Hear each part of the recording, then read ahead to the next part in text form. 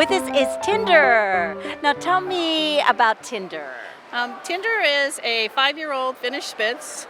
He's done a lot in his life already, and today he took select, which was second best.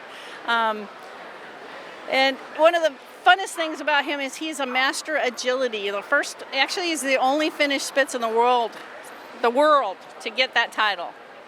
Really? Yeah. And tell me through what competition or? Oh, it's a barn hunt. It's a barn? Yeah, the master barn hunt. Yeah. Oh, that's. Yeah. So he's really special. Well, tell me a little bit about the breed.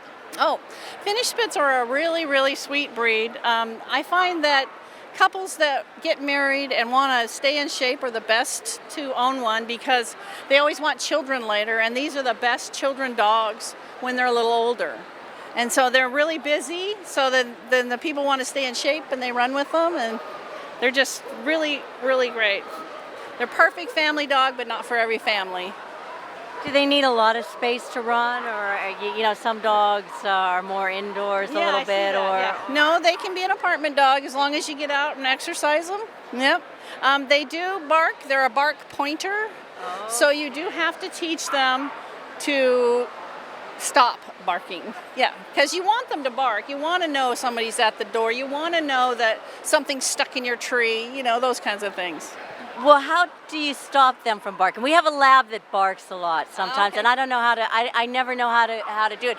Somebody said, "Oh, get her a call, one of those choke collars." I said, I don't want to do that. Yeah, we start with when they bark. If they don't stop, I go get them. I don't call them to me because that's not teaching them what you want to teach them. And then I hook them with me. And then every time they bark, when they're with me, then they get a poke. That's enough.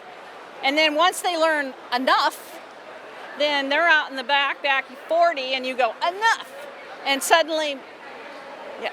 Otherwise, they have to be your slave for the day. Yeah, because we have a little problem with our dog with the barking sometimes. So everyone does. Everyone does. Yeah, yeah. So it's, Yeah, and you can use, a squirt bottle with water, but some dogs like water, so that doesn't work for them. Yeah. So, but I like that water. Yeah, okay. Yeah. No, I always find that the best way is just to tell them to stop. If they don't stop, then they're my buddy for an hour. Oh, all right. Yep. I'll need to try that. Yeah. Will it stay in an area, or like our lab will? If she gets out, she'll just run. Right. He will, if he gets out, hunt, because that's what they're bred in Finland to do, and they still use them today to hunt. They actually are a bark hunter, so they'll go to a tree something, and then bark until you get there. And I'm telling you, this bark is about 1,000 barks a second. Oh, really? You can't even recognize the bark because it's so weird. Yeah. It's like, just one bark right after the other. Yeah. In Finland, they have a contest for the best barker. Oh, okay. Yeah. I could see that because our dog will go outside, and if a squirrel's up there, I'll know where the squirrel's at. Right, I think sometimes if I was a hunter, I would know right there where to get that. That's right. And they learn too. They can't jump on the tree because that scares the birds. So they learn as they go. Yeah. We don't hunt with them in the U.S., but they still do hunt on their own. Believe me. Yeah. So yeah, traffic and wise, you'd worry about that. They can have a recall. You can teach them a recall, but their first instinct is to hunt when they're running off. Thank you. And how's she enjoying New York? Oh, he wants to know why there's no grass. There's no grass.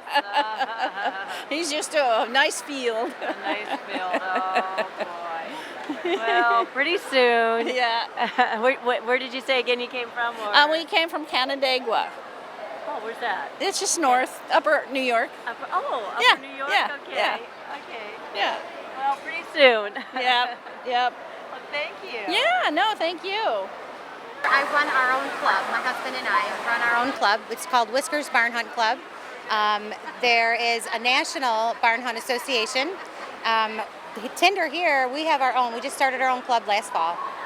So our first trial was last fall. Our next trial will be in April. And it's a scent sport where the dogs have to find rats hidden in straw. They have to do a climb, they have to do a tunnel, and the tunnels get harder as they go up in levels. And they have to find the rats are in nice safe tubes. The rats, there's more rats each level they go up. So he's mastered it. They're great at hunting rats. They really are. He's a great dog. Okay, what other dog does that? The Jack Russell, right? The Russells are great. Yeah, we have lots of Russells that come and compete. Tollers, even Great Danes. And all the tunnels are the same height and width. They're 18 inches wide, and they're the size of a bale on its side, so about 24 inches tall. And even the big dogs squat down and go through these big tunnels. Some of them are zigzags, some are big C's. They can, in the Masters, they can have as many turns as they want. They can have these little steps in there, so they're actually really very difficult for the dogs. There's no light; it's completely dark, so they have to go in there on their own. Most Finnish Spitz, he knows there's no rats in there ever. It took us a while to get him to do the master tunnel without any incentive, because he knows there's no rats in there. He just wants to they hide the rats under straw bales. They can be like 4 or 5 bales high, these giant piles with all these hidey spots. So they have to hunt. They have to do it in 4.5 minutes in Masters.